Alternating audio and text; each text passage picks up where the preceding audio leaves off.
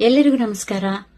ನಾನಿವತ್ತು ನಿಮ್ ಜೊತೆ ಎರಡು ಅತಿ ಮುಖ್ಯವಾದ ವಿಷಯಗಳು, ನನ್ನನ್ನು ತುಂಬಾ ದಿವಸದಿಂದ ಕಾಡ್ತಾ ಇದ್ದಂತಹ ಎರಡು ವಿಷಯಗಳನ್ನ ನಿಮ್ ಜೊತೆ ಹಂಚ್ಕೋಬೇಕು ಅಂತ ಈ ವಿಡಿಯೋ ಮಾಡ್ತಾ ಇದ್ದೀನಿ.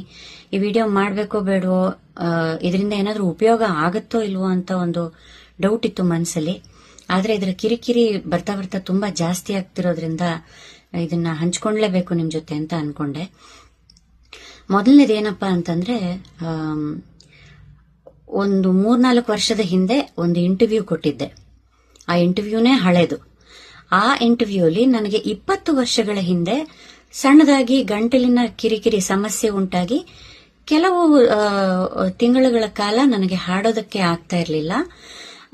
ಆ ವಿಷಯನ ಹಂಚ್ಕೊಂಡಿದ್ದೆ. ಆಮೇಲೆ ಹಾಗೆ ಹೇಗೆ ಆ ತೊಂದರೆಯಿಂದ ನಾನು ಈಚೆ ಬಂದೆ, ಹೇಗೆ ಮತ್ತೆ ಹಾಡೋದಕ್ಕೆ ಪ್ರಾರಂಭ ಮಾಡಿದೆ ಅಂತ 4 ಜನಕ್ಕೆ ಉಪಯೋಗ ಆಗಲಿ ಅಂತ ಆ ವಿಷಯವನ್ನು ಹಂಚಿಕೊಂಡಿದ್ದೆ.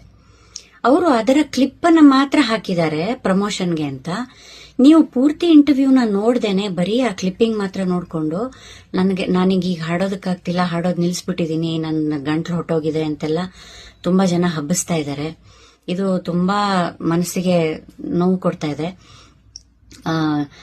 ಎಲ್ಲಿ ಹೋದ್ರೂ ನೀವೀಗ ಆರೋಗ್ಯವಾಗಿದ್ದೀರಾ, ಹಾಡ್ತಿದ್ದೀರಾ ಅಂತಾರೆ. ನಾನು ಮೊದಲಿಗಿಂತ ಹೆಚ್ಚು ಬ್ಯುಸಿ ಆಗಿದ್ದೀನಿ, ಮೊದಲಿಗಿಂತ ಹೆಚ್ಚು ಹಾಡ್ತಾ ಇದ್ದೀನಿ. ಹಾಗಾಗಿ ಇದೊಂದು ವಿಷಯ. ಇನ್ನೊಂದು ತುಂಬಾ ಮುಖ್ಯವಾದ ವಿಷಯ ಅಂದ್ರೆ ಈ ಶಾರ್ಟ್ ಹೇರ್ ಕಟ್ ನಾನು ಯಾಕೆ ಮಾಡ್ಸಿರೋದು ಅಂದ್ರೆ, ನಾನೊಂದು ಹೊಸ ಸೀರಿಯಲ್ ಅಲ್ಲಿ ಒಂದು ಪಾತ್ರ ಒಪ್ಕೊಂಡು ಆ ಚಾನೆಲ್ ಅವರು ಆ ಪಾತ್ರಕ್ಕೆ ಇದೇ ರೀತಿಯ ಶಾರ್ಟ್ ಹೇರ್ ಕಟ್ ಮಾಡಿಸ್ಬೇಕು ಅಂತ ಕೇಳಿರೋದ್ರಿಂದ ನಾನು ಮಾಡಿಸ್ಕೋಬೇಕಾಯ್ತು. ಅದು ಬಿಟ್ಟು ನನಗೆ ಯಾವ ಆರೋಗ್ಯದ ಸಮಸ್ಯೆನೂ ಇಲ್ಲ. ಬಹಳಷ್ಟು ಜನ ಅವರವರೇ ಏನೇನೋ ಕಲ್ಪನೆ ಊಹಾಪೋಹಗಳನ್ನ ಮಾಡಿಕೊಂಡು ನನಗೆ ಕ್ಯಾನ್ಸರ್ ಬಂದಿದೆ ಅನ್ನೋ ಲೆವೆಲ್ಗೆ ಮಾತಾಡ್ಬಿಟ್ಟಿದ್ದಾರೆ, ಎಲ್ಲ ಕಡೆ ಹಬ್ಬಿಸ್ಬಿಟ್ಟಿದ್ದಾರೆ. ಇದರಿಂದ ನನಗಿಂತ ಹೆಚ್ಚಾಗಿ ನನ್ನ ತಂದೆ ತಾಯಿಗಳಿಗೆ, ನನ್ನ ಪರಿವಾರಕ್ಕೆ ತುಂಬಾ, ನನ್ನ ರಿಲೇಟಿವ್ಸ್ಗೆ, ಫ್ರೆಂಡ್ಸ್ಗೆಲ್ಲ ತುಂಬಾ ನೋವಾಗಿದೆ.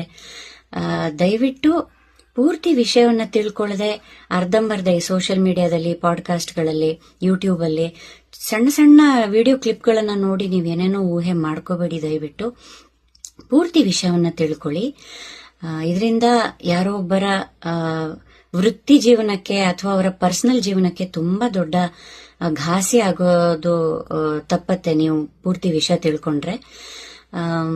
ನಿಮ್ಮೆಲ್ಲರ ಆಶೀರ್ವಾದ ಸದಾ ನನ್ನ ಮೇಲಿರ್ಲಿ. ನೀವು ಯಾರ್ಯಾರಿಗೆ ಏನಾದ್ರೂ ನನಗೆ ಈ ತರ ತೊಂದರೆ ಇದೆ ಅಂತ ಹೇಳಿದ್ರು ಅವ್ರಿಗೆಲ್ಲ ಹೇಳ್ಬಿಡಿ, ಇದು ಸುಳ್ಳು, ನಾನು ಆರಾಮಾಗಿದ್ದೀನಿ, ದೇವ್ರ ದಯದಿಂದ ಗಟ್ಟಿಮುಟ್ಟಾಗಿ ಆರೋಗ್ಯವಾಗಿದ್ದೀನಿ.